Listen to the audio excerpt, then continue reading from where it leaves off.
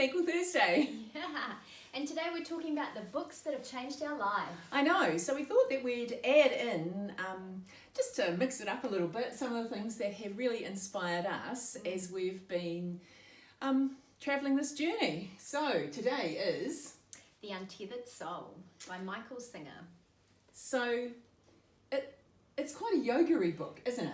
It's a real yoga book. So for us. Yeah, we love it, you know. Yeah, we are loving it. Absolutely. Yeah. And to the extent that every time we read a chapter or listen to a chapter, it seems like we've got a whole bunch of new stuff that turns up in our heads. Absolutely. And it's interesting even just because obviously knowing that we were going to be talking about it, I've been rereading it. Yeah, me too. Well, I've been listening to it. Yeah.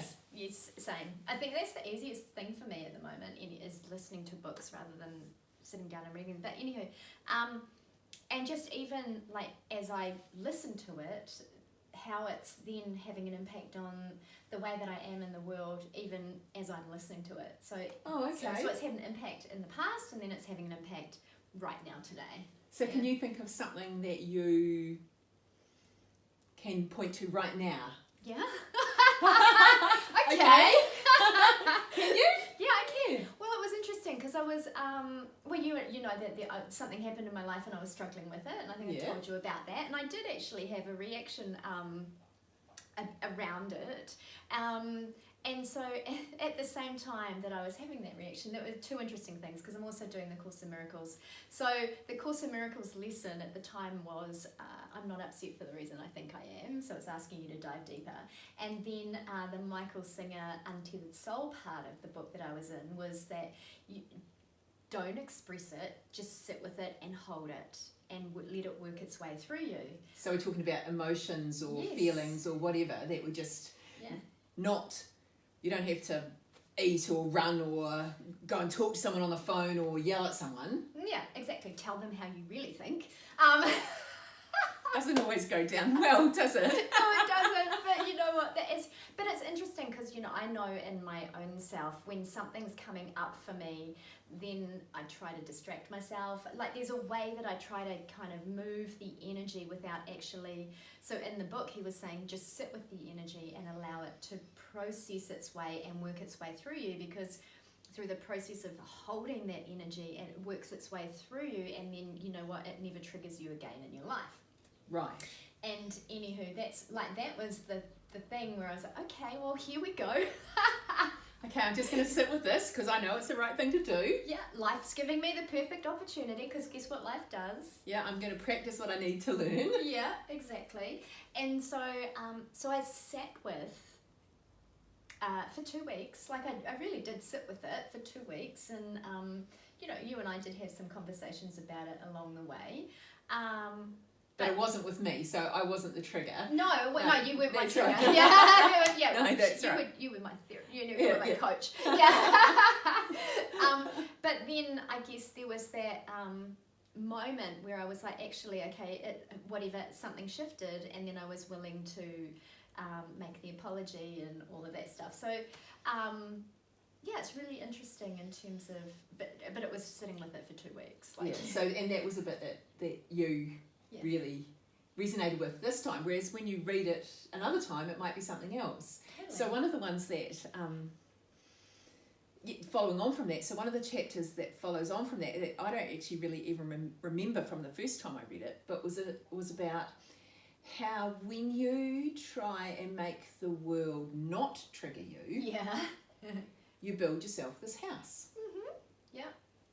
And the way he describes it in the book is you've built yourself this house in this beautiful paddock, this beautiful field, the sun's shining, it's a glorious day, but you're just worried that things are going to be triggering you, so you go inside and you think, right, well actually I better protect myself a little bit more, so you pull the blinds down. It's all dark, so you've got to switch the lights on. And then the lights stop working because you're not actually earning any money, so you haven't paid your electricity bill, so then you use up your few candles that you have left, and then, oh my goodness me, actually the candles have all burnt out, but luckily the housekeeper that happens to be in the house with you or something is there and finds a box of torches that do work, but you have to shake them all the time. And so all of a sudden you're living in this dark house, Constricted life. a constricted life, because you don't want anything to upset you, but there's no sunlight, and there's no fresh fruit and vegetables, and there's nobody else to talk to, and you're spending all your time to try and get some light, you're having to shake the torches to make them go. That all of a sudden, because you're trying to withdraw yourself and not be triggered by anything, all of a sudden you don't really even have a life. No, and you are like living in this fortress, right? And and you construct the. I loved how he also spoke about like your fortress is constructed by your thoughts. So it's not like the house was a metaphor for actually, because you do leave the house, but you don't leave the fortress of your own thinking. Thoughts. And even in that, he kind of talked about you might find someone to marry you, like you know, find a partnership or friends and stuff like that. But the agreement that you have with these people is, do not trigger me. Yeah. So you're carrying on with those solid walls around you wherever you go and with whomever you're with. And you've got your, you know, we don't mention that around Dad, or we don't, you know, don't mention whatever. I always say don't mention the war, but you know, to Auntie. Like there's out of bounds topics and there's things that people know, because they're going to upset people. Well, actually, I suppose it circles back round to the beginning of the book, and you know, who's the person that's being triggered? Yeah, exactly.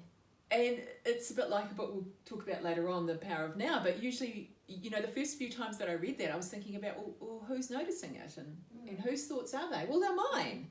Well, who are you? Well, you know, and well, you know, I'm Audrey, and I'm, you know, coming up to an birthday, and I live in Christchurch, and you know, I've got a whole bunch of things that are me. Well, but who's telling you that you've got those things?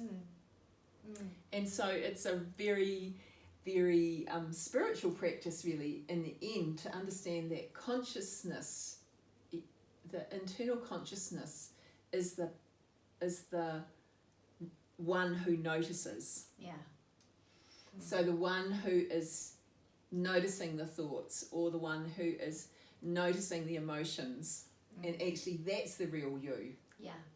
And the practice of yoga is becoming that witness and becoming the observer, isn't it, of the moment, and you in the moment, so that you can be detached and be able to go, oh, something's happening that's upsetting me. And I loved in the book, he would be like, just let it go straight away. Like, you know, like as soon as you start to notice that your body temperature's rising because you're getting a bit frustrated, or you feel like picking up the phone and telling someone, just take a deep breath. Yeah. And let it go. That's right, because it doesn't have to be part of your package. No.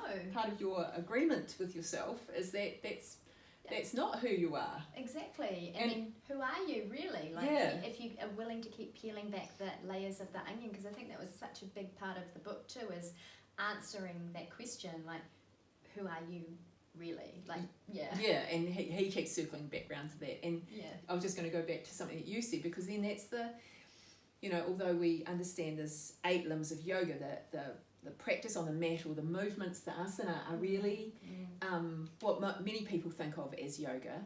But actually one of the reasons that we do that is to be with ourselves on the mat, moving our bodies, breathing into it, so that the mind settles and the body is active, and all of a sudden you're there as your real self, not this constructed self. You haven't brought your constructed house with you. No, well, the house kind of gets deconstructed through the practice of yoga, and also too, like asana, which is the hot topic, or the hot part of yoga, is literally translates as comfortable seat.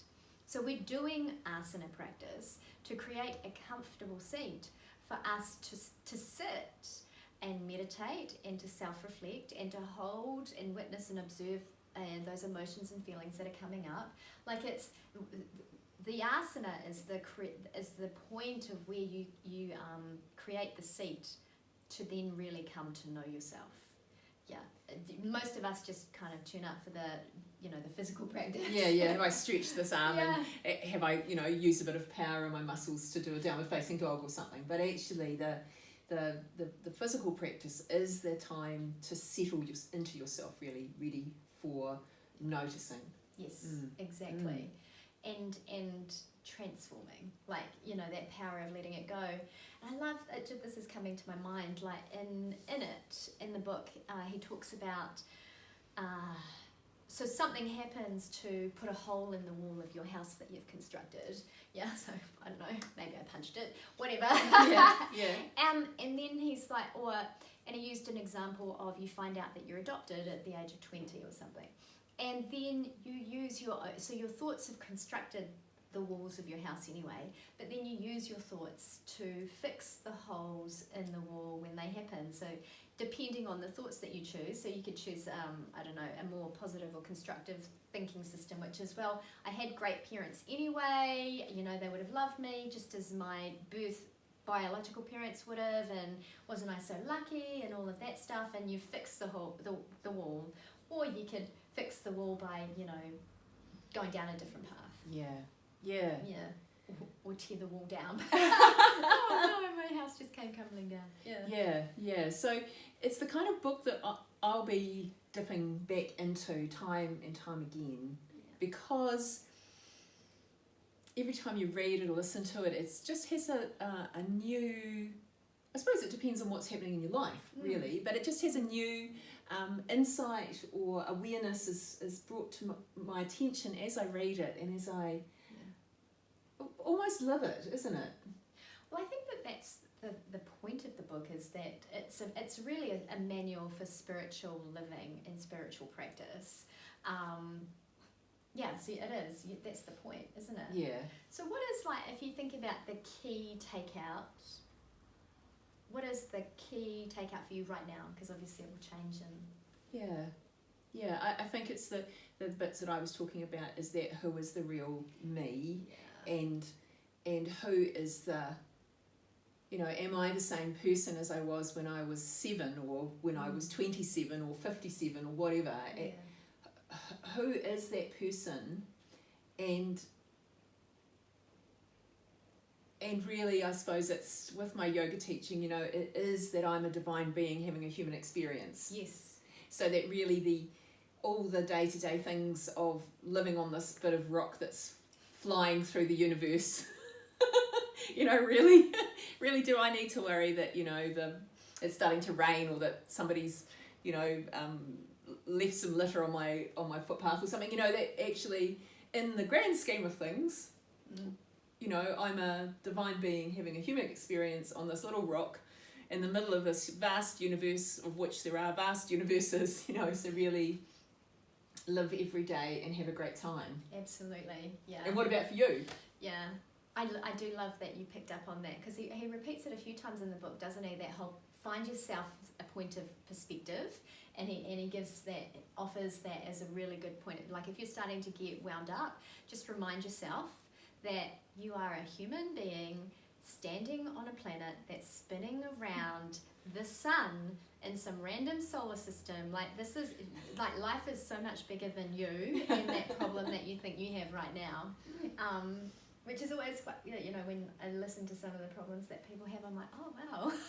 You know, like, not that I want to minimalize any problems that people have, but it's just interesting when you kind of then go step into that point of reference, right? So for me, at the end of the book, he says, really the whole point of life is to be happy, you know, and yeah, exactly. Who knew? What a great thing. It's interesting, isn't it? So I remember, like, one of my fundamental beliefs is our purpose is joy, like, and how we find joy is different for each and every one of us. And he says, when you make that decision to really truly be happy, like, when you have made that, because there's everyone who's like, I want to be happy, and we're seeking happiness in a pair of shoes and a handbag and a bottle of wine, or whatever it might be, a title in a business employment situation. But you've got to really then be willing to kind of get to the point where actually your happiness is something that comes from inside of you and is unwavering, like, irrespective of what life might be throwing at you from moment to moment. That's right. Yeah. Yeah. all that stuff that's moving you from side to side or up and down or shaking you about, you get to choose. Yes, exactly. And I want to be happy. And the interesting thing was that I remember the moment in my life when I really made that decision. Wow. Yeah. Wow. But it made me think about that, right? Like, it's like I guess at some point in your life, if you really want to be happy, you have to decide to be, that's what you want. And so, because most of us say we want it, but do we really? Are we working towards it? Or Like, do I really want to let go of? Because you have to be willing to let go of all the things that are not making you happy, or to face all the things that you're holding on to that, whatever, are keeping you tethered to an unhappy life, or the point of yoga is bliss, right? Yeah. Satchitananda. So then, so I was like, oh, I actually remember that moment where I went, I just want to be happy. And it is a transformational moment, because for me, it transformed the direction of my life. Wow. Yeah. I just want to be happy. Above all else. And how's that working out for you? So good. So good. So good. But yet, like, it's a decision point, right? Yeah. So what decisions have you made that have changed the direction of your life, and have you chosen happiness? Yeah. We invite you to read The Untethered Soul by Michael Singer and look into it a little bit more if it tickles your fancy. And if you have read the book, maybe share with us below in your comments, what the standout pieces were for you, or whether reading that book did remind you of the moment you decided to be happy, or did remind you actually that who I am is not all of my history or my story, but it's something far greater than that. Yeah. Look forward to hearing from you. Right. Yeah. Thank you. Namaste. Namaste. Find a different clock, because that one went out.